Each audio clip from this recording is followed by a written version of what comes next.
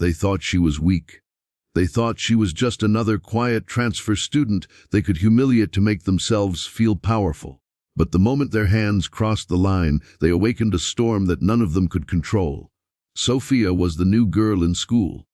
She had only been there for a week, and already she felt the weight of judgmental stares and hushed whispers every time she walked through the hallway. Her family had moved after her father's job transferred him across the state, and starting fresh had never been easy for her. Sophia wasn't shy, but she was guarded. She had learned long ago that being too open made her vulnerable. And in a new school full of strangers, vulnerability was the last thing she wanted. At first, she kept to herself, headphones in, books in hand, eyes down. But keeping quiet in high school is sometimes like painting a target on your back. The bullies noticed her, as they always do. Jason, the tall, cocky ringleader with an ego larger than the football field, was the first to comment. "Hey, new girl," he'd sneered one morning, "you planning to talk, or are you one of those mute types?" His friends laughed as though it was the funniest joke in the world. Sophia ignored them, pretending not to hear. But bullies don't stop when ignored, they escalate. It happened on a Friday afternoon, right after the last bell. The halls were crowded with students rushing out for the weekend. Sophia had stopped at her locker to swap out her books when she felt a shadow loom behind her. She turned, and there they were, Jason and two of his friends, their smirks dripping with cruelty. "What's up, quiet girl?" Jason said, stepping too close. "Still pretending we don't exist." His friend snickered, blocking her path. Before she could react, Jason leaned in and, with a mocking grin, reached out and grabbed her chest. The hallway went silent. A collective gasp rippled through the students nearby. Some laughed nervously. Others looked away. But Sophia froze, not out of fear, but out of sheer simmering rage. For years she had kept her secret hidden. Nobody knew that Sophia's evenings were spent training in a dusty martial arts studio where discipline, control, and self-defense had been hammered into her with every strike and every kick. Her father, once a decorated martial artist himself, had taught her never to start a fight, but never to let disrespect go unanswered. Jason smirked, expecting her to cry, to push him weakly, to crumble under the humiliation. Instead, Sophia dropped her backpack to the floor. Slowly, she straightened her shoulders, locked eyes with him, and in a voice that was calm yet laced with fire, said, "Touch me again, I dare you." The crowd stirred. Jason, caught off guard, chuckled and reached out as though to mock her warning. He didn't see her hand move, didn't see the precise, practiced motion until his wrist was twisted in a way wrists were never meant to bend. Jason let out a sharp cry as Sophia shifted her weight and sent him sprawling onto the cold linoleum with a thud that echoed down the hall. His friends lunged at her. The first boy swung wildly, but Sophia sidestepped, grabbed his arm, and flipped him over her shoulder in one smooth motion. The second tried to grab her from behind, but she ducked low, striking his stomach with her elbow before sweeping his legs out from under him. Within seconds, all three bullies were on the floor, groaning in pain and shock. The hallway erupted, not in laughter this time, but in awe. Whispers shot through the crowd. "Did you see that? She took them all down." Jason actually screamed. Jason, clutching his wrist, looked up at her with wide, terrified eyes. The arrogance had drained from his face, replaced by something unfamiliar, fear. "Please," he stammered, don't hit me again." Sophia didn't. She stood tall, her chest rising and falling with controlled breaths. She wasn't there to destroy them, only to teach them that she was not a victim. "You don't get to treat people like that," she said firmly, her voice carrying through the silent hallway. "Not me, not anyone." A teacher rushed over just as the bullies scrambled to their feet.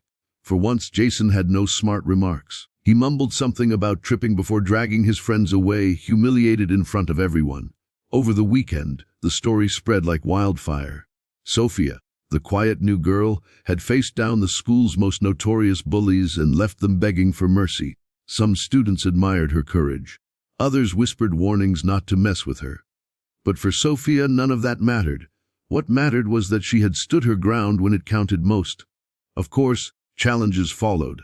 Jason's pride wouldn't let the humiliation go, and there were rumors he planned to get back at her. Sophia knew the fight wasn't over, but she wasn't afraid. Every challenge only reminded her of the strength she carried, not just in her fists, but in her spirit. That following Monday, something surprising happened. A younger girl, small, timid with tear-streaked cheeks, approached Sophia at her locker. "They used to pick on me too," she whispered. "But after what you did, they stopped." Sophia's eyes softened. For the first time since moving, she smiled. In that moment, she realized her actions hadn't just protected herself. They had changed the balance for others too. From then on, Sophia wasn't just the new girl. She was the girl who proved that silence does not mean weakness, and that courage sometimes looks like standing tall when the world expects you to crumble. And while the bullies would carry the memory of their defeat for years, Sophia carried something far more powerful, the knowledge that her strength wasn't in the fight itself, but in showing others that no one should ever have to beg for respect. It should be given freely. The worst part about being new wasn't the loneliness. It wasn't the empty lunch table or the awkward stares in class. For Sophia, the worst part was knowing that sooner or later someone would try to test her. She had seen it before in every school she'd ever attended.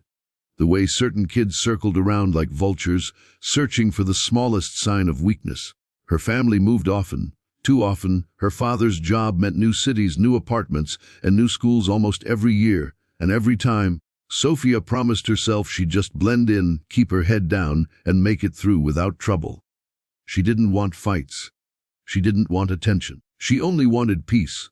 But peace has a way of attracting the very people who want to destroy it. Jason, the so-called king of the school, noticed her by day 3. His confidence wasn't earned through kindness or intelligence, just intimidation. He and his group thrived on fear. They shoved kids in the halls, spread rumors, and laughed at anyone too scared to push back. Sophia ignored them, even when Jason would block her path or mock the way she dressed. She had trained herself to stay calm. Her evenings spent in the dojo with her father weren't about showing off. They were about discipline, control, patience. The strongest fighter, her father used to say, is the one who knows when not to fight. But there are lines that once crossed demand a response. It was Friday. The hallway buzzed with excitement as students hurried to leave. Sophia was pulling her books from her locker when Jason and his crew appeared. "Hey, quiet girl," Jason sneered, leaning against the locker beside hers. "Still pretending we don't exist." Sophia closed her locker and started walking away, but his friend stepped in front of her, blocking her path. The crowd began to slow, sensing trouble. "Come on," Jason pressed, circling her like a predator. "Say something. Or are you just too good for us?" Sophia kept her head up, refusing to give him the satisfaction of a reaction. And that's when it happened. Jason smirked, reached out casually, and grabbed her chest. The world froze. For a moment, Sophia couldn't breathe. A rush of heat surged through her chest, not of embarrassment, but of pure, unshakable fury. She heard the gasps around her. She saw the smirks of Jason's friends, and something inside her snapped. The backpack slipped from her shoulder and hit the floor with a thud. She straightened her spine, her eyes locking onto Jason's with a fire that made him falter for the first time. "Touch me again," she said, her voice cold and steady, "and you'll regret it." Jason laughed nervously, trying to play it off, but his pride wouldn't let him back down in front of his audience. He reached again, only to feel his wrist wrenched backward in a blur of motion. Pain shot up his arm as Sophia twisted, using his own momentum against him. With a swift motion, she slammed him onto the ground.